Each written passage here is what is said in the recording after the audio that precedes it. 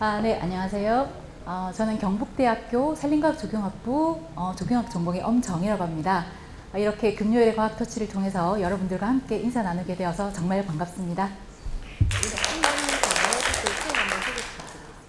네, 오늘은 여러분들과 함께 만드는 더위 지도라는 주제로 여러분들에게 강연을 드리도록 하겠습니다. 네, 지난주부터 이번 주 초까지 기록적인 폭우로 인해서 우리 주변에서 많은 분들이 큰 피해를 입으셨습니다. 그런데 폭우가 끝나자마자 바로 폭염이 시작되었습니다. 아마 어제 오후에 이런 문자를 다들 받으셨을 것 같습니다. 현재 오후 3시 시간인데요. 현재 폭염 경보가 발효되었고 체감 온도가 최고 35도 이상이기 때문에 야외 활동을 자제해 주십시오 라는 안전 안내 문자입니다. 이 문자는 오늘도 발송이 되더라고요. 그래서 제가 오늘 여러분들에게 들려드리고 싶은 이야기는 바로 이 폭염, 이 더위에 관한 이야기입니다. 폭염과 열대야에 대한 이야기부터 해서 이 시민과학자들의 역할까지 총 4개의 주제로 말씀드리고자 합니다. 우선 폭염과 열대야에 대해서 좀 알아보고 시작을 할까요? 약 2주 전입니다. 7월 3일 월요일인데요. 그날 제가 오후 1시경 서울로 출장을 갔습니다. 서울에서 만나신 분들께서 오늘 너무너무 덥다라고 하시더라고요. 그래서 저는 속으로 이 정도 더위에 덥다라고 하시다니 라고 생각을 했습니다. 왜냐하면 이 정도 더위는 대구에서는 일상적이기 때문이었습니다. 그런데 회의를 마치고 저녁 9시쯤에 대구로 돌아오기 위해서 서울역을 갔었는데 서울역에서의 그 더위가 만만하지가 않더라고요. 그 시간에도 불구하고 그 더운 열기가 그대로 느껴졌을 정도로 오늘 뭔가 심상치 않다라고 생각을 했습니다. 그런데 아니나 다를까 이날은 올 들어서 가장 더운 날을 기록한 날이었더라고요. 그래서 한번 영상을 한번 시청하고 지나가실게요. 여러분 안녕하십니까. 전국 대부분 지역에 폭염특보가 발령된 푹푹 찌는 하루였습니다. 서울은 한낮 기온이 34.9도까지 올랐습니다. 올 들어 가장 더웠습니다. 밝아진 거리는 한산했고 야외 수영장과 대형 쇼핑몰은 북적이었습니다. 점심시간 직장인들의 손마다 차가운 음료, 휴대용 선풍기가 들려 있었습니다. 송대원 기자가 폭염 속 시민들을 만나봤습니다. 숨이 턱 막히는 한증막 더위에 도심거리는 텅 비었습니다. 직장인들이 분주히 오가는 서울 강남. 점심시간인데도 사람을 찾기 힘듭니다. 도시락 드시는 분들도 아무래도 많으시고 요새는 또 덥다 보니까 손으로 햇빛을 가리고 양산을 써봐도 소용없습니다. 휴대용 선풍기는 외출 필수품. 밖에 나왔을 때 날씨가 너무 후덥지근해가지고 요즘 매일 충전해가지고 들고 다니고 있어요. 식사도 산책도 냉방이 잘 되는 대형 쇼핑몰만한 곳이 없습니다. 산책 나가면 또 걸으면 더 덥기도 하고 그냥 여기에서 있는 게 제일 편하고 얘기하기도 쉬워서 있게 됐어요. 네. 평일인데도 도심 속 수영장에 인파가 몰렸습니다. 왜 20분은 저거만 입고 시원했어요. 때마침 휴가에 들어간 사람들은 폭염이 오히려 반가웠습니다. 물에 들어가니까 제가 물고기 해야 될 것처럼 너무 시원하고 살아있는 것 같은 느낌이 들어가지고 너무 재밌었습니다. 오늘 서울의 낮 최고 기온은 34.9도, 올 여름 들어 가장 더웠습니다. 수원 34도, 강원 인제 34.3도, 청주 34.9도 등 중부지방 곳곳이 올해 최고 기온을 기록했습니다. 경기도와 강원 충남 일부, 대구 등의 폭염 경보가, 그 밖에 제주도와 동해안, 남해안을 제외하고는 전국에 폭염주의보가 발효됐습니다. 밤 사이에도 기온이 크게 내려가지 않아 수도권과 충청권, 전북에는 열대야가 나타나는 곳도 있겠습니다. MBC 뉴스 송재원입니다. 정말 더운 날이었습니다. 그런데 이날은 우리나라만 더운 게 아니었습니다. 전 세계적으로 가장 더운 날이었는데요. 기후변화로 인해서 관측 이래 가장 더운 날을 기록한 날이 바로 올해 7월 3일이었습니다. 한 미국의 과학자에 의하면 7월 3일 날 전 세계 평균 기온이 17.01도를 기록했는데요. 종전에는 2016년 8월에 기록한 16.92도였습니다. 그러니까 이 날은 신뢰할 만한 기록이 확보된 이래 처음으로 지구 평균 표면 온도가 17도에 도달했고, 이는 지구 온난화 관점에서 굉장히 상징적이고 중요한 이정표라고 말을 했습니다. 그러니까 여러분들께서는 굉장히 중요한 이 현장을 경험하셨습니다. 그런데 이런 더위는 하루 만에 온 게 아니고요. 영국의 기록을 한번 보겠습니다. 영국의 올 6월달 평균 기온을 보면 관측 이래 가장 더운 날을 기록을 했습니다. 자, 그런데 이러한 것은 비단 오랜만의 일은 아니었습니다. 작년을 보면 유럽 각국의 살인 더위로 인해서 영국에는 폭염 적색 경보가 발령이 되었고, 포르투갈과 스페인에서는 사망자가 속출을 했다. 그래서 유엔 사무총장께서는 기후변화에 대응하지 않으면 집단적으로 시민들이 사망하게 되는 그런 위험한 일이 닥칠 것이다 라고 경고를 하기도 했습니다. 이러한 더위는 비단 유럽에서만 발견되는 건 아니고요. 2021년입니다. 이때는 미국과 캐나다, 즉 북미 지역에서도 엄청난 살인더위가 있어서 밴쿠버에서만 그 해에 100여 명이 좀 사망하는 안타까운 사고가 있었습니다. 그런데 특히 이때 노인층과 같이 열환경이 취약한 계층에서 잇따라 돌연사가 발생을 했습니다. 이렇게 더위는 시민들의 건강에 직접적인 영향을 미치는데요. 이 시민들, 즉 인간에만 미치는 영향은 아닙니다. 올 4월 스페인은 이미 40도에 육박하는 기온을 기록했다고 합니다. 그래서 스페인에서는 역대 최고 기온에 말도 쓰러졌고, 그리고 이런 폭염에 의해서 스페인에서 생산한 여러 가지 채소들이 주변국들로 수출이 되지 못해서 주변국의 먹거리에도 영향을 끼치게 되었습니다. 이처럼 폭염은 인간과 그리고 인간 이외의 짐승, 채소, 농산물 등과 같이 이 다양한 쪽에 영향을 미치게 되는데요. 아시아 쪽도 만만치가 않습니다. 아시아 상황도 잠깐 보시고 지나가겠습니다. 베트남 수도 하노이, 한낮의 온도가 44도를 넘나듭니다. 물놀이장은 타는 듯한 폭염을 피하기 위한 시민들로 벌써부터 인산인해를 이룹니다. Năm nay và so với mọi năm là rất là khó chịu và nó khắc nghiệt hơn tương đối là nhiều rõ rệt so với các năm khác. 4월과 5월 태국, 베트남의 최고 기온이 역대 최고치를 경신하는 등 동남아 국가가 200년 만에 폭염을 겪고 있습니다. 시엔에는 동남아의 폭염이 인간이 야기한 기후변화가 없었다면 사실상 불가능했을 것이라는 기후연구단체의 보고서 내용을 전했습니다. 이미 지구온난화로 인해 체감온도가 2도 이상으로 높아졌고, 앞으로 지구온도가 섭씨 2도 더 상승하면 이번과 같은 습한 폭염이 10배 더 발생할 수 있다고 보고서는 분석했습니다. 폭염의 가장 위험한 건 보건, 냉방 시스템을 제대로 이용할 수 없는 저소득층과 취약계층입니다. 유엔 인간기후 전망은 만약 탄소 배출이 지금과 같은 속도로 계속 이루어진다면 동남아 지역에서 더위로 인한 사망자가 급격히 늘어날 것으로 전망했습니다.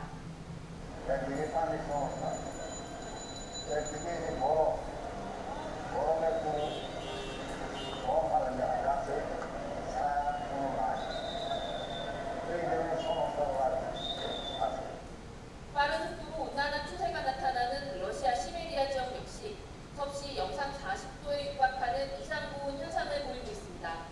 아직 본격적 여름이 시작되지 않은 6월에 40도에 가까운 폭염이 밀려오는 것은 이례적인 일로 산불 위험도 키우고 있습니다. 과학자들은 온실가스 배출량이 매년 사상 최고 기록을 경신하고 있으며, 이로 인해 지구온난화가 전례 없이 빠르게 진행되고 있다고 경고했습니다. 최근 10년간 지구기온이 0.2도씨 이상 상승했다면서 현 기후변화 행동의 속도와 규모가 충분하지 않다고 지적했습니다. 연합뉴스TV 강주입니다. 이처럼 전 세계적으로 이 해마다 이 더위에 대한 문제가 생기고 있는데요. 이 더위와 관련한 용어들 잠깐 살펴보고 지나가겠습니다. 우선 폭염입니다. 폭염은 매우 심한 더위를 이야기합니다. 이것은 폭염의 기준은 나라와 연구마다 좀 정의가 다른데요. 우리나라는 일최고 체감 온도 33도 이상의 날을 폭염으로 정리하고 있습니다. 이전에는 기온만 가지고 있었는데요. 2020년부터 체감 온도에 기반한, 즉 기온 이외의 습도와 바람 등의 영향이 더해져서 사람이 느끼는 더위를 반영해서 폭염주의보와 폭염경보를 발휘하고 있는데요. 폭염주의보는 이 체감 온도가 33도 이상인 날의 상태가 2일 이상 지속될 때 폭염주의보가 발효가 되고, 또 35도 이상인 날의 상태가 2일 이상 예상될 때는 폭염경보가 발효됩니다. 그러니까 어제 오늘 여러분들이 폭염경보를 받으신 이유는 바로 이 일 최고 체감 온도가 33도 이상이 되었기 때문에 그런 문자를 받으셨습니다. 자, 그러면 열대야의 기준 혹시 알고 계실까요? 열대야의 기준은 바로 밤 최저 기온이 25도 이상인 날로 정의를 하고 있습니다. 그러니까 즉 하루 중에서 가장 기온이 낮은 해가 뜨기 직전인 한 5시와 6시까지 기온이 25도 이하로 내려가지 않는 날을 저희는 열대야로 정의를 내리고 있는데요. 이 기준 역시 나라마다 다릅니다. 제가 공부한 독일에서는 20도 이하로 떨어지지 않으면 열대야라고 하거든요. 그러니 우리나라의 25도와 기준을 비교해 봤을 때 꽤 차이가 큰 것을 나타낼 수가 있습니다. 자, 폭염과 열대야에 대한 기록이 우리나라에 언제부터 있었는지를 좀 찾아봤습니다. 그런데 놀랍게도 1913년부터 우리나라의 기상 관측을 시작하고 있었습니다. 한 연구자께서 이 정리한 기록을 보시면요. 2013년부터 22년까지 관측된 기온값을 바탕으로 해서 우리나라의 폭염 일수가 어떠한지를 정리한 것인데요. 여기에서 보시면 회색은 30도 이상인 날, 그리고 노란색은 33도 이상인 날, 그리고 빨간색은 36도 이상을 나타냅니다. 그리고 이 원의 크기가 더 커질수록 폭염 일수가 더 많아진 것을 보실 수가 있는데요. 1913년부터 1932년까지 일제 강점기 시기입니다. 그때에는 첫 해를 제외한 모든 해에 폭염이 하루 이상 나타났습니다. 그리고 드디어 1932년부터 1951년 사이, 이때 20세기 최악의 폭염이 나타났는데요. 1939년은 폭염 일수가 47일이었고요. 그리고 1943년은 폭염 일수가 43일이었습니다. 47일이라고 하면 약 한 달 반 동안 33도 이상의 날이 지속되었다는 것인데요. 지금처럼 선풍기나 에어컨이 없었던 시절에 우리 선조들께서는 어떻게 이 더위를 견뎌내셨을까라는 그런 생각이 들더라고요. 그리고 1950년부터 1988년까지는 다른 세기에 비해서는 비교적 폭염이 약한 추세를 보였습니다. 그런데 드디어 1994년에 50년 만에 큰 더위를 기록하게 됩니다. 1994년 폭염 일수가 29일로 가장 폭염이 많았던 날로 기록이 되고 있습니다.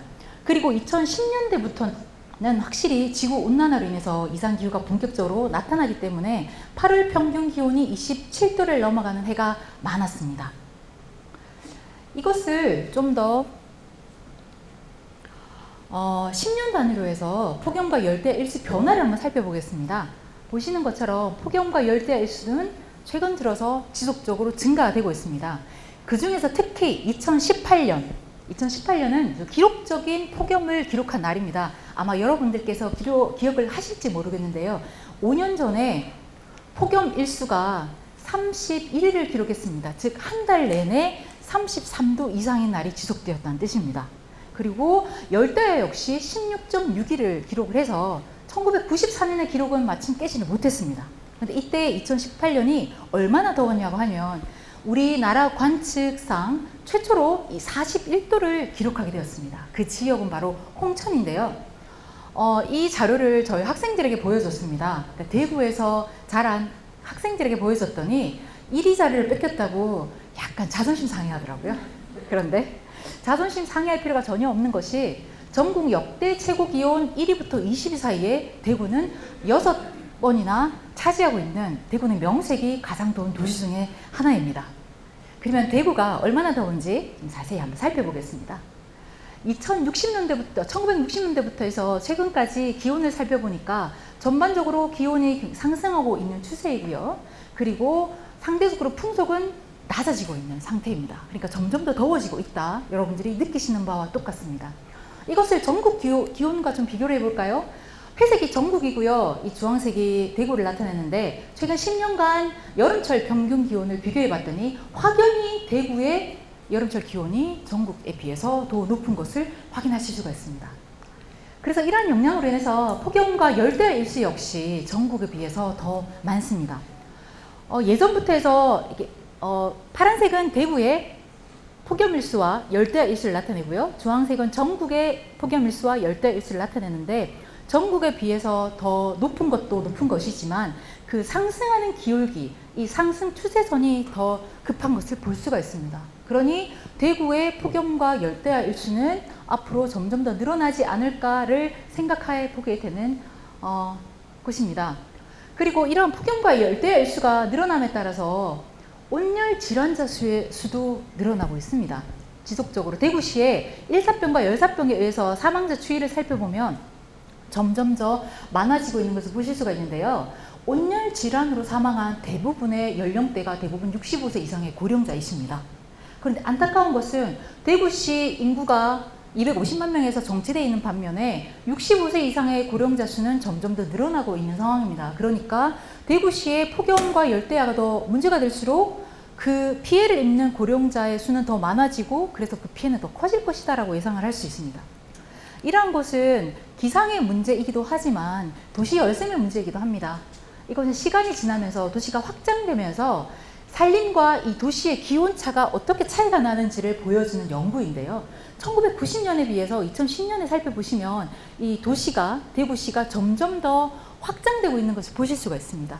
그러면서 점점 더 이 주변 산림과 도시와의 기온 차이가 더 커지고 있다. 이것이 바로 우리가 일반적으로 이야기하는 도시 열섬의 영향, 도시 열섬이라고 이야기를 드릴 수가 있습니다. 그런데 안타까운 것은 이러한 것이 미래 전망도 결코 밝지가 않다는 것입니다. 한 연구기관의 연구에 따르면 전국을 대상으로 해서 폭염의 건강에 대한 피해를 조사한 연구 결과가 있습니다. 이 연구에 따르면 현재 전국에서 폭염의 영향이 취약성이 이러한데 붉은색으로 되어 있는 이곳이 폭염 취약성이 매우 높은 것입니다. 그러니까 폭염에 더 취약하다라는 뜻인데요. 그리고 이 두 번째와 세 번째 자료는 2021년도와 2030년 사이에 온실 저감의 정책이 상당히 실현되었을 경우, 그리고 반대로 온실 저감에 대한 정책이 없이 지금 현재 추세로 온실가스가 배출되었을 경우에 과연 이 폭염의 취약성은 어떻게 되는지를 예상해 놓은 것입니다. 보시는 것처럼 이 대구 주변이 붉은색으로 되어 있는데요. 실질적으로 200여 개 되는 지자체를 비교해 봤을 때 이 현재 상황을 보면 아쉽게도 대구시의 서구와 동구가 가장 취약한 200여 개 되는 지자체에서 가장 취약한 곳으로 평가가 되었습니다. 그리고 아쉽게도 미래 역시 1위부터 10위 사이에 대구시의 18개 구군 중에서 4개 구군이 바로 1위부터 10위에 들어가 있습니다. 그만큼 대구시는 전국적으로 폭염에 대한 취약성이 굉장히 높다라는 것을 이런 연구를 통해서 알 수가 있습니다. 그런데 우리는 이러한 더운 대구에서 지금 현재도 살아가고 있고 앞으로도 계속해서 살아가야 됩니다. 그렇기 때문에 우리는 이러한 더위에 또 기후변화에 적응을 하는 방법을 좀 고민해 봐야 될 것 같습니다. 그래서 그 대책이 없을까 나름 고민을 해봤는데요. 지금 오른쪽에서 보이는 것은 동대구역 건너편에 있는 버스 정류장입니다. 버스 정류장에 계시면 그 하늘에서 그 지붕에서 안개 미스트와 같은 것이 뿌려지거든요. 그걸 저희는 쿨링포그라고 합니다. 더운 날 이 버스 정류장에 쿨링포그라는 이런 정책들을 시행을 하고 있고요. 위쪽에 오른쪽 같은 경우는 클린 로드 시스템이라고 하는 것인데요. 이것은 여러분들 달구벌대로를 낮에 다녀도 보시면 낮에 물이 나오는 것을 보실 수가 있죠. 그 지하철 2호선에서 나오는 버려지는 그 물들을 활용해서 날이 더울 때 이러한 물을 잠깐 도로변에 뿌려줌으로써 잠깐이나마 그 더위를 좀 식혀주는 그런 용도로 하고 있는데, 자랑스러워 하실 것은 이런 클린로드 시스템은 전국에서 대구에서 가장 먼저 시행을 했습니다. 그래서 이런 클린로드 시스템과 같은 그런 정책들, 그리고 이런 그늘막 쉼터 같은 경우는 아마 여러분들께서 이제는 많이 보실 수가 있고요. 여기는 전주 한옥마을입니다. 전주 한옥마을에서는 관광객들을 위해서 아예 도로변에 이런 큰 얼음 덩어리를 가져다 놓고 쿨 서비스를 진행하고 있습니다. 그런데 이러한 정책들은 모두 다 단기적으로 폭염을 회피할 수 있는 정책들이라는 거죠. 그러면서 이렇게 더운 날 우리는 이러한 계곡에서 이 시원함을 좀 느끼고 싶기도 하고, 혹은 아니면 이러한 물속에서 하루 종일 뒹굴뒹굴 하면서 보내고 싶지만 도시에 살고 있는 우리는 이러기가 쉽지가 않습니다. 그래서 저는 시원한 도시 만들기가 필요하다고 생각을 합니다. 그래서 이 시원한 도시를 만들기 위해서 좀 고민을 해봤습니다. 우리 지역에서 어디가 더 더울까? 그리고 더위에 더 영향을 주는 요소는 무엇일까? 그리고 시민들이 할 수 있는 역할은 무엇일까? 이 세 가지를 고민해봤고, 이 세 가지 고민에 대한 저의 해결책들을 여러분과 함께 공유를 좀 해보고자 합니다. 우선 첫 번째는 정책 수립을 위해서, 폭염과 같은 정책 수립을 위해서 각의 그 지자체에서는 이러한 열환경 지도라는 것을 활용합니다. 예를 들면 이것은 전국적으로 구축되어 있는 폭염 경강 취약성 평가 지도 중에서 그 서울시의 일부를 보여드리는 건데요. 이처럼 정책에 활용할 수 있는 이 지도들이 구 단위로 하나의 정보를 제공하고 있습니다. 그런데 우리가 정책을 수립하기 위해서는 동 단위로 조금 더 상세한 정보가 필요하지 않을까라는 생각을 하게 됐습니다. 즉, 지역 맞춤형 열환경 정책 수립을 위해서는 보행자가 직접 체감하는 물리적, 심리적 환경에 따른 열쾌적 정보 지도가 필요하겠다라는 생각을 가졌고요. 그리고 보행자 수준의 좀 세밀한 공간 정보가 담겨있는 이 체감더위 지도가 실질적으로 지역 맞춤형 열환경 정책을 수립하는 데 필요하겠다라고 생각을 했습니다. 그리고 두 번째는 더위에 영향을 미치는 도시 환경적 요인이 무엇인가를 찾는 것인데요. 도심 지역의 기온은 다른 도시 지역의 기온에 비해서 더 높습니다. 지금 보시는 것은 2016년 8월 3일 오후 2시 30분에 서울 지역에서 서울의 대표적인 기상 관측을 하는 송월동 지역의 기상 관측 장소와, 그리고 여러분들 이 세종대왕상 보이시죠? 광화문 광장입니다. 이 광화문 광장에서 동시에 기온을 측정해 봤습니다. 그랬더니 33도와 41도라는 거의 7도 정도의 차이가 나는 것을 보실 수가 있는데요. 왜 이럴까요? 여기는 북한산 근처에 위치한 곳이고요. 여기는 도심입니다. 이 보시는 것처럼 지표면이 콘크리트로 되어 있습니다. 그 주변은 아마 도로가 있으니까 아스팔트로 되어 있겠죠? 그러니까 콘크리트와 이 아스팔트로 되어 있는 지표면에서부터 그 낮의 열기가 다시 이 우리의 더위에 영향을 미치고요. 또 두 번째는 옆으로 지나다니는 이 차에서 나오는 열입니다. 이 열에 의한 거. 그리고 더우니까 아마 이런 건물에서 하루 종일 에어컨을 가동하고 있을 것입니다. 에어컨을 가동하게 되면 그 실외기를 통해서 더운 열기가 밖으로 나옵니다. 그 폐율에 인한 것. 그리고 마지막으로 이렇게 사람이 많이 있는 곳에서 나오는 사람들 사이에 나오는 열. 이런 열을 통해서 도심은 외곽보다 훨씬 더 덥게 됩니다. 이러한 것이 바로 도시 열섬의 영향인데요. 이 도시 열섬은 크게 이제 세 가지로 구분해서 설명을 드릴 수가 있습니다. 첫 번째는 건물입니다. 건물에 의해서 열 흡수량이 증가하고요. 그래서 건물이 고온화되면서 에어컨 사용량이 증가하게 됩니다. 그리고 두 번째는 지표면입니다. 녹지와 수면이 감소하고 이 도시에서는 인공 물질과 포장도로가 증가하게 되면서 이 지표면이 고온화되고 지표면으로부터 수분 증발률이 감소하게 됩니다. 그래서 이 건물과 지표면으로부터의 고온화로 인해서 이 대기가 점점 더 더워지게 되는 것인데요. 그래서 같은 공간에서 예를 들어서 같은 30도라고 하더라도 아마 여러분들이 여기에 서 계시는 것과 이러한 공원의 그늘 아래에 서 계시는 것은 그 더위의 체감 정도가 꽤 차이가 나실 겁니다. 그리고 같은 도로라 하더라도 이렇게 나무 그늘이 하나 없는 이런 도로와 그리고 나무 그늘이 있는 이런 도로에서 느끼는 것은 다르실 거고요. 그리고 나무가 없다 하더라도 이런 건물에 의해서 그늘이 생기는 곳에서는 시원해질 수가 있습니다. 그리고 이러한 것들이 야간에도 영향을 미칠 수가 있을 것 같습니다. 그래서 같은 공간에서 동일한 기상 조건일 경우에 더 더운 곳과 더 시한 곳은 어디일까? 그리고 더위에 더 영향을 주는 물리적 환경 요소는 무엇일까를 저는 고민을 하고 있고요. 시원한 도시를 만들기 위해서는 장기적으로 이러한 그 요소들을 도시계획, 건축계획, 환경계획에 포함을 시키는 것이 중요하다라고 생각을 합니다. 그리고 세 번째는 도시 환경 문제 해결을 위한 시민들의 자발적인 활동이 점점 더 늘어나고 있다는 것을 좀 소개해 드리고 싶습니다. 위에 보이시는 것은 2018년에 대구시 초등학교 주변의 미세먼지 지도 만들기 사업인데요. 초등학생들을 대상으로 해서 녹색 어린이단을 구성하고 학교 주변, 통학로, 또 주거지 주변을 중심으로 해서 5주간 미세먼지 측정 및 미세먼지 지도 만들기를 했습니다. 우리 초등학생들이 이 고사리 손으로 이 기온을 직접 측정했고요. 그리고 직접 이렇게 지도를 그려보았습니다. 그리고 2019년에는 초등학생이 아닌 어른 성인들을 대상으로 해서 시민들이 직접 그리는 대구시 미세먼지 지도 활동을 했는데요. 우리 동네 미세먼지 수치가 궁금한 곳에 측정기를 달아서 약 40일간 실험해보고 시민들이 직접 이렇게 관측한 값을 가지고 그래프도 그려보고 그리고 지도를 직접 그려보는 활동을 했습니다. 이렇게 대구시에서는 미세먼지와 관련한 시민 활동들이 진행이 되었었고요. 이것 외에 제가 오늘 설명드리는 이 더위와 관련한 활동들 좀 소개해드리고 싶은데요. 바로 350 캠페인입니다. 350 캠페인은 기후변화의 주요 원인인 이산화탄소 농도를 현재 400 ppm 수준에서 350 ppm으로 낮추자는 전 세계적으로 동시에 진행되고 있는 지구온난화 방지 캠페인입니다.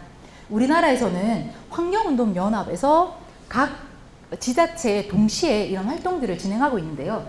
2019년, 2020년, 2021년과 같이 해마다 이런 활동들이 다양한 곳에서 동시에 진행이 되고 있습니다. 당연히 올해도 진행이 되고 있는데요. 여기 보이는 것은 이 대전에서 지금 현재 이 350 캠페인의 12기를 추가로 모집하고 있는 그 포스터입니다. 이 시민들이 어떤 활동을 하시는지 잠깐 살펴보시면 온도계로 측정한 기온값을 데이터화해서 도시열성 현상을 분석하는 일이고 매월 첫 번째 일요일 오전 9시와 오후 8시에 자신이 직접 선택한 고정 지역에서 그 기온값을 측정해서 전달을 드리게 됩니다. 시민들이 곳곳에서 측정한 값들을 그 활동가들에게 전달해 드리면 이 활동가들은 그 정보들을 다 모아서 오른쪽 그림과 같이 이렇게 지도를 만듭니다. 그래서 상대적으로 대전에서 우리 지역에서 어디가 더 덥구나, 어디가 더 시원하구나 라는 것을 알 수가 있고요. 이런 그래프와 표를 통해서도 좀 정량적으로 이런 값들을 지속적으로 보여드리면서 시민들에게 이 지구온난화의 그 위험성에 대해서 계속 알리는 역할을 하고 있습니다. 이런 활동들을 보면서 도시 환경 문제 해결을 위한 시민들의 자발적인 활동들이 많아지고 있는데 이 활동들을 지원할 플랫폼이 없을까라는 것을 생각해 보게 되었습니다. 그래서 이런 활동 결과들을 수집하고 또 분석하고 이렇게 표출하는 것들을 연속적이고 지속적이고 일원화시키는 것을 플랫폼이 있으면 얼마나 좋을까라는 생각을 가지게 되었는데요. 그래서 한국연구재단의 지원을 받아서 저는 더위지도 앱을 만드는 연구를 진행을 하고 있습니다. 2019년부터 내년 2월까지, 2024년 2월까지 진행을 하고 있고요. 실제 과제명은 시민 참여형 플랫폼을 활용한 지역 맞춤 더위 체감 분석 및 평가 기술 개발이라는 연구 이름을 가지고 진행을 하고 있습니다. 연구의 목적은 시민 참여를 위한 열환경 대응 플랫폼인 모바일 더위 지도 애플리케이션을 개발하고 이를 활용해서 지역 맞춤 더위 체감을 분석하고 평가하는 기술을 개발하는 것이 연구의 목표인데요. 이 연구를 시작한 배경은 제가 앞에서 설명드렸던 것처럼 시민들이 직접 체감하는 이 체감 더위를 기준으로 해서 더위 정보를 수집하는 시스템을 개발해서 기존에 나와 있는 것보다 조금 더 상세한 그런 지도를 만들어 보자 라는 것입니다. 그래서 이런 더위 지도 플랫폼을 통해서 시민들은 더위 체감 정보를 제공하게 되고요. 그리고 시민들은 더위가 어디가 더 위험한지를 알림을 받게 되고 이 다양한 열환경에 대한 지도 서비스를 제공받게 됩니다. 그리고 공무원들은 이런 플랫폼을 통해서 지역 맞춤형 정책을 수립하는데 이런 시민들이 기입한 정보들을 활용할 수 있고 또 정책이 어디에 이런 정책들이 필요할까를 모니터링하게 됩니다. 연구자들은 이런 플랫폼을 제공하고 관리하면서 여기에서 수집된 DB들, 데이터들을 연구 활동에 활용하는 시민과 공무원과 연구자들이 같이 활용할 수 있는 그런 앱을 만들고자 라고 하는 것이 저희 연구의 목표였습니다. 그래서 2019년부터 해서 5년 동안 3년 동안은 이 모바일 애플리케이션을 개발을 했고요. 그리고 지금 나머지 2년 동안은 이 애플리케이션을 계속 활용해보면서 조금 더 고도화해보는 그런 일들을 하고 있습니다. 그런데 저희는 이 모바일 애플리케이션을 만드는 것에만 치중하지 않습니다. 이렇게 중간에 앱 구현을 실현하는 과정에서 더위에 실제 영향을 미치는 요인들은 무엇인지를 분석을 해서 이 앱에 녹여들게 했고요. 그리고 실제 시민 참여를 통해서 앱을 조금 더 구체화하고 시민들이 활용하기 좋은 그런 앱을 만들고자 하고 있습니다. 잠깐 소개를 드리면요. 더위 영향 요인 분석을 위해서는 열 쾌적성과 관련한 다양한 선행 연구들이 있습니다. 그런 선행 연구들을 통해서 항목들을 분석해 보았는데요. 더위 체감에 실질적으로 영향을 주는 요인을 도시 공간적 요인, 기상적 요인, 인문 사회적 요인으로 나눌 수 있었습니다. 도시 공간적 요인은 불투수 포장률, 즉 아스팔트와 콘크리트와 같은 그런 불투수 포장률과 녹지 비율 등이 영향을 미쳤고요. 그리고 기상적 요인은 기온과 습도, 풍속과 같은 여러 가지 기상적 요인들이 영향을 미쳤습니다. 그리고 마지막으로 사람들이 옷을 입고 있는 차기량, 그리고 개개인의 대사량, 그리고 나이, 성별에 따라서 이 더위 체감에 영향을 미친다고 저희가 파악을 할 수 있었습니다. 그래서 이러한 영향들을, 이런 요인들을 다 더위 체감 앱의 개발에 활용하기 위해서 저희가 고민을 많이 했는데 이 모든 것들을 다 이 앱에 받아들일 수는 없더라고요. 왜냐하면 개인정보에 대한 민감성도 있었고요. 그리고 이 앱에서 너무나 구체적인 걸 묻게 되면 오히려 시민들께서 이 앱을 활용하시는데 좀 불편함을 느끼시지 않으실까라는 생각이 들어서 최소한의 요소만 가지고 이 체감더위를 수집하는 그런 시스템을 개발을 했습니다. 여기 보이시는 것은 이 앱의 전체 구조이고요. 이 과정에서 저희가 이 앱의 프로토타입을 개발했고, 그리고 전체 레이아웃을 어떻게 할 것인지에 대해서 여러 해에 걸쳐서 전문가들과 함께, 또 실질적으로 이런 앱을 개발하는 전문가들과 함께 논의를 했습니다. 그래서 앱을 개발했는데요. 잠깐 그 앱이 어떻게 구현되는지 보여드리겠습니다.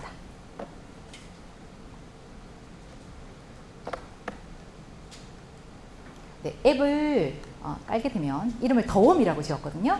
실제 이제 더위지도 이용 방법에 대한 설명이 있고요. 실제 시민들이 기입한 기존의 정보들도 보이게 되고요. 실제 그 자리에서 내가 매우 더운지 더움인지 보통인지 쾌적인지를 기입하게 됩니다. 그렇게 되면 그런 모인 기록들이 여기에 나타나게 되는데, 주민과 줌아웃을 통해서 또 상세한 정보를 보실 수도 있고, 아니면 이 지역에 몇 개의 정보들이 있는지를 좀 합쳐서 그렇게 볼 수도 있습니다. 그리고 개인적으로 기입한 것은 이렇게 개인적으로 볼 수가 있는데요. 실제 지도도 위성 지도와 일반적으로 보시기 좀 편한 지도로 보실 수가 있습니다. 네, 이것이 바로 저희가 개발한 더웜이라는 앱입니다. 그런데 이 앱을 구현하는 데 있어서 가장 중요한 것이 바로 시민들의 참여였습니다. 그래서 저희는 시민들의 참여를 독려하기 위해서 이 리빙랩이라는 방법론을 활용을 했는데요. 리빙랩은 우리 생활 속의 크고 작은 문제 해결을 위해서 시민들이 실제 생활하는 공간에서 연구를 진행하는 실험실을 말합니다. 그래서 생활 속 실험실 또는 우리 마을의 실험실이라고 불리기도 하는데요. 이러한 리빙랩을 통해서 시민들과 함께 이런 활동들을 했습니다.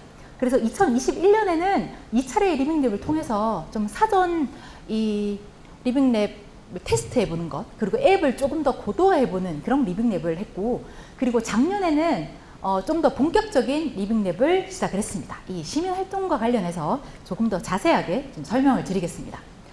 2021년에 진행된 리빙랩은 목적은 앱의 본격적인 개발에 앞서서 더웨이시도 앱 개발에 리빙랩을 어떻게 운영하는 게 가장 좋을 것인가, 그리고 이 앱을 조금 더 개선하는 사전 리빙랩 운영에 그런 목표를 가지고 있었습니다. 대구 두류동에 살고 계시는 혹은 생활을 하고 계시는 시민 16분과 함께 이 진행을 했고요. 운영 기간은 약 1개월 동안 했습니다. 근데 저희가 앱을 개발하는 시기가 좀 늦어지다 보니까 실제 더울 때가 아닌 그 10월 달에 이 진행을 해서 좀 아쉬움은 있었지만, 리빙랩을 어떻게 진행할지에 대한 저희 고민을 해보기에는 굉장히 적합했다고 생각을 합니다. 이때 저희 활동은 저희 베타 버전입니다. 베타 버전이기 때문에 지금은 3개의 버튼만 있었고요. 이런 참여단 포스터를 통해서 16분의 시민들을 모집했고, 이 앱을 통해서 실질적으로 더위를 넣어보기도 하고, 혹은 아니면 이렇게 활동 기록 일지를 통해서 제가 있는 곳에, 본인 있는 곳에 더위를 기록하겠습니다. 그리고 이뿐만 아니라 시민들과 함께 3차례에 걸쳐서 이 워크숍을 통해서 시민들이 이 더위에 대해서 어떻게 생각하는지에 대한 것도 들을 수가 있었는데요.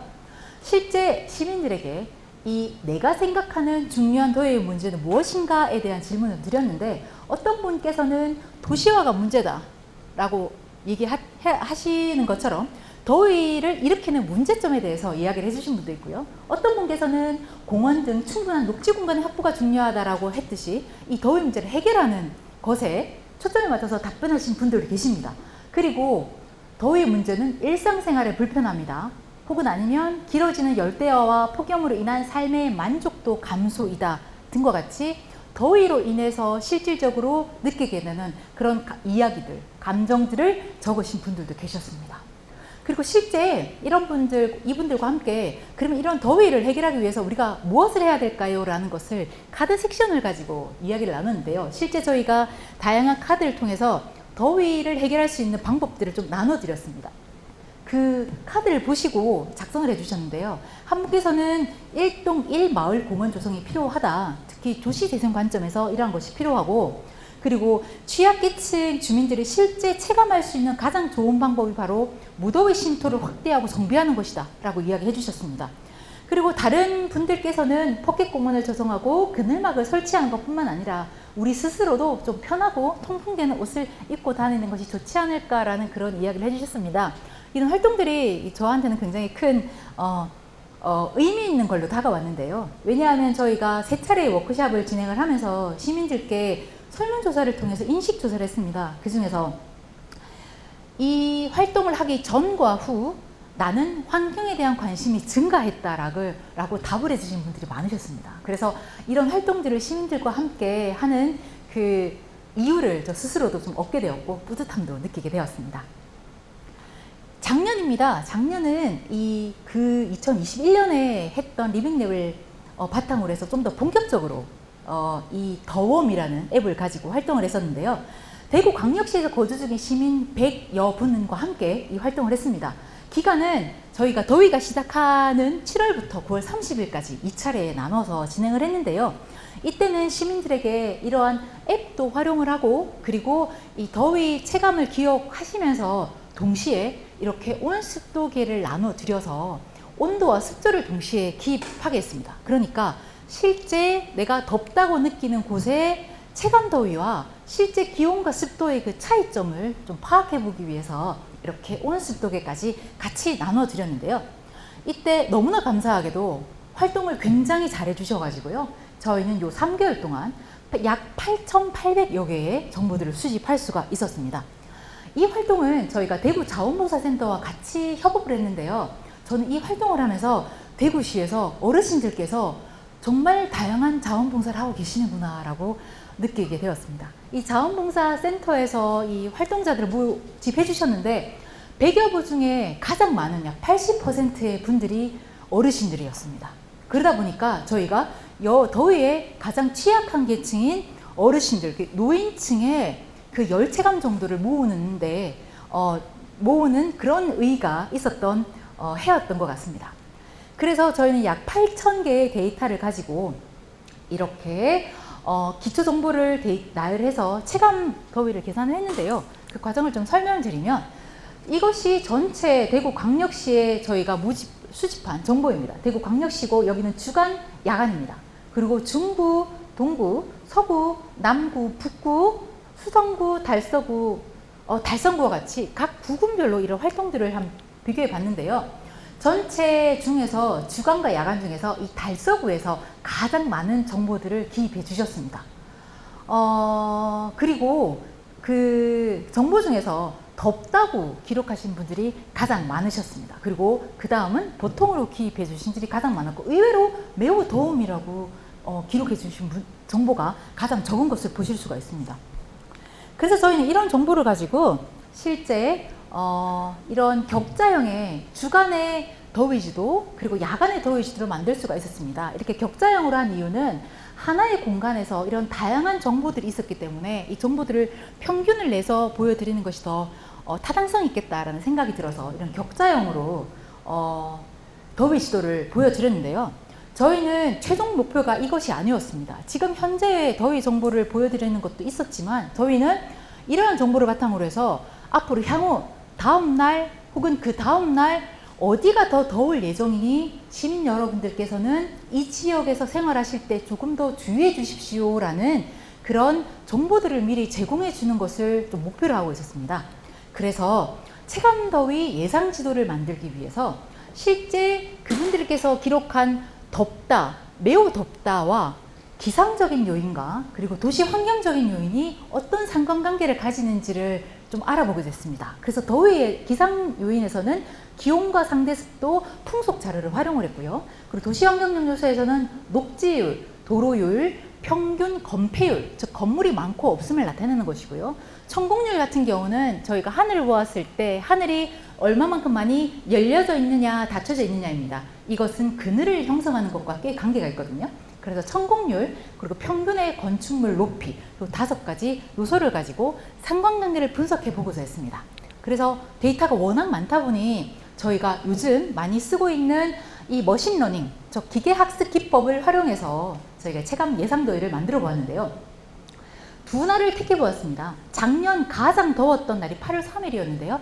8월 3일, 즉 최고 기온이 관측된 이날은 낮에도 덥고 밤에도 더웠습니다. 물론 열대야가 나왔고요. 이날을 기준으로 해서도 한번 만들어 보았고, 혹은 일교차가 가장 큰, 낮에는 더웠지만 밤엔 시원한 그런 일교차가 큰 날, 이 두 개를 비교해 보았습니다. 그래서 시간별로 이렇게 체감 더위를 분석을 해봤고, 그리고 모두 평균을 내봤더니 확실히 낮도 더웠고 밤도 더운 날은 이렇게 가장 더운 붉은색이 전반적으로 더 많이 나타났고요. 그리고 일교차가 큰 날, 즉 열대야가 없었던 날은 이렇게 가장 더운 곳이 상대적으로 적게 나타났습니다. 이러한 활동들을 했습니다. 그런데 이러한 활동들을 하다 보니까 좀 아쉬운 점이 있었습니다. 정보가 8,000개 정도의 많은 정보들이 많이 모이긴 했지만 이게 모든 대구시에 펼쳐지다 보니까 이 집중적으로 이 요인 상관관계를 분석하는 데 조금 한계가 있더라고요. 그래서 마지막으로 저희는 올해도 이 활동들을 계속하고 있습니다. 올해는 그래서 대구광역시 전역이 아니라 중구를 대상으로 이런 활동들을 하고 있고요. 이미 올해 7월 10일부터 해서 이미 이 리빙랩을 시작을 하고 있습니다. 그런데 예, 저희 작년에 했던 것의 좀 문제점을 좀 보완하고자 중구 내에서 권장 측정 시간과 권장 측정 장려 장소를 좀 구분해 보도록 했습니다. 권장 측정 시간은 폭염이 있는 시간은 12시부터 16시 사이에 가능하시면 좀 측정을 부탁드립니다 라고 말씀드렸고요. 그리고 열대야를 보기 위해서는 밤 9시와 11시 사이에 측정을 부탁드립니다 라고 말씀을 드렸습니다. 그리고 측정 장려 장소 같은 경우는 독신의 이 녹지 공간이 실제 우리 더위에 영향을 미칠까 미치지 않을까를 파악하기 위해서 도시 내 녹지 지역이 있는 곳과 도시 내 녹지가 없는 곳, 하지만 그늘이 생길 수 있는 이런 곳에 관측을 해주십사 부탁을 드렸습니다. 그리고 측정 유의 장소도 있는데요. 이처럼 그늘막이 있고 없고 이런 곳, 혹은 아니면 요즘 지나다니시다 보면 가게에서 이 냉기가 나오는 곳이 있으시죠. 그런 곳은 좀 피해 주십사. 그리고 환풍구역도 좀 피해 주십사 말씀을 드렸고, 가능하면 사람들이 많이 모여 있는 곳도 좀 피해 주십사 말씀을 드렸습니다. 실제 이렇게 말씀을 드렸지만 시민들이 이런 것을 다 지키시기에는 정말 번거로운 것인데요. 이 시민들께서 너무나 감사하게도 이런 저희 연구의 취지를 아시고 여기에 맞추어서 측정을 해주고 계십니다. 너무나 감사한 그런 생각을 가지고 있습니다. 그래서 저희는 이런 활동을 8월 말, 9월 말까지 진행할 예정인데요. 이 결과물들을 이렇게 예상하고 있습니다. 대구시, 특히 중구 지역에 좀 더 상세한 체감더위 지도를 구축해 보는 것이고요. 그리고 예시인데요. 이와 같이 보고서와 책자를 제작을 해서 이 시민과학자들의 활동을 좀 홍보해 보고자 합니다.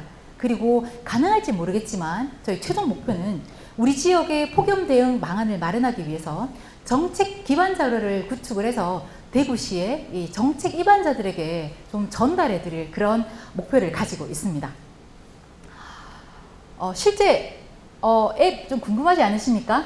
실제 지금 여러분들께서 핸드폰을 켜셔서 아이폰을 가지고 계신 분들께서는 앱스토어 혹은 아니면 안드로이드에서는 플레이스토어에서 더웜을 검색해 보시면 이 앱을 다운로드 받을 수가 있습니다.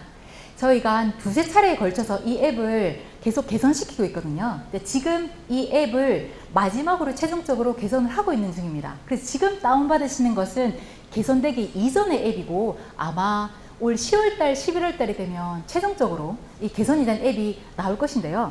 이 앱을 다운로드 받아보시면 첫 번째 이 앱은 건강 및 피트니스로 구분이 되어 있고요. 지금 현재 안드로이드에서는 아마 개발자가 제 이름으로 되어 있을 겁니다. 이 개발 이름을 저희 연구실 앱으로 지금 바꾸는 것도 수정에 들어와 있고요. 처음에 들어가시면 딱 한 번 이렇게 회원 가입에 대한 정보를 받게 됩니다. 성별과 이 나이에 대한 것을 기입하게 되어 있고요. 그리고 개인정보가 그래도 혹시나 이게 문제를 위해서 개인정보에 대한 동의서를 받고 있습니다. 이것은 제일 첫 번째 앱을 설치하실 때만 하시면 되는 활동이고요. 그리고 앱을 보시면 이 앱은 이렇게 4가지 매우 더움, 보통, 쾌적으로 나눠져 있습니다. 지금 현재 안드로이드에서는 지금 현재 보시는 분들께서는 만약에 앱이 야간 모드로 폰이 설정이 되어 있으면 지금은 글자가 잘 보이시지 않으실 겁니다. 주간에 하시면 보이시게 되고 이 문제 역시 지금 수정에 들어가 있습니다.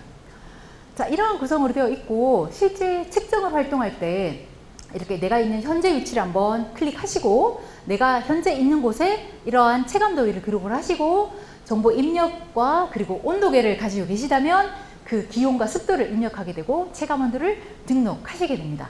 등록하시게 되면 앞에 말씀드렸듯이 이렇게 온도계를 가지고 계시면 이렇게 기온과 습도를 기입하시는 화면도 나오고 있습니다. 그리고 내가 측정을 하고 나서 그걸 꾹 눌러보시면 이렇게 내가 입력한 곳에 정보들을 확인하실 수가 있습니다. 이 기록들은 저희 서버에 기록이 되고 있는데 이 서버에서는 이분이 누군지 전혀 알지를 못합니다. 단지 22세의 남성분께서 이 시간에 이곳에서 이러한 정보를 기입하셨다만 남기 때문에 여러분들께서는 전혀 개인정보에 대한 염려 없이 활용을 하셔도 되고요.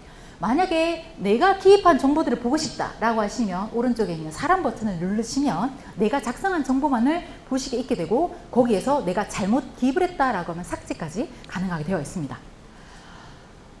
저는 이 앱을 처음에 만들면서 시민들과 이 공무원들과 이 연구자 이 세 그룹들이 다 활용할 수 있는 그런 플랫폼을 만들고자 방향을 잡았었는데요. 제가 이 앱을 만들고 나서 보니까 실제 가장 중요한 것은 바로 시민들이셨습니다. 왜냐하면 이 시민들께서 현장에서 직접 체감하는 더위 정보를 바로 수집을 해 주시고요. 그리고 실시간 다양한 장소에서 이 많은 데이터들을 수집 가능하게 해주시는 분들이십니다. 만약 이 시민분들의 활동이 없으시다면 바로 이 프로젝트는 진행되지 못했을 것입니다. 그래서 제가 지금 하고 있는 일은 이러한 시민들께서 수집해 주신 이 소중한 정보들을 가공해서 체감서의 지도를 제작을 해서 나중에 시민들에게 정보를 돌려드리는 그런 것을 계획하고 있고요. 그리고 열환경이 취약한 지역에 맞춤형 정책을 수립할 수 있는 기초자료를 마련해서 앞에서 말씀드렸듯이 이 정책 입안자들에게 좀 전달해 드리는 것을 목적으로 하고 있습니다.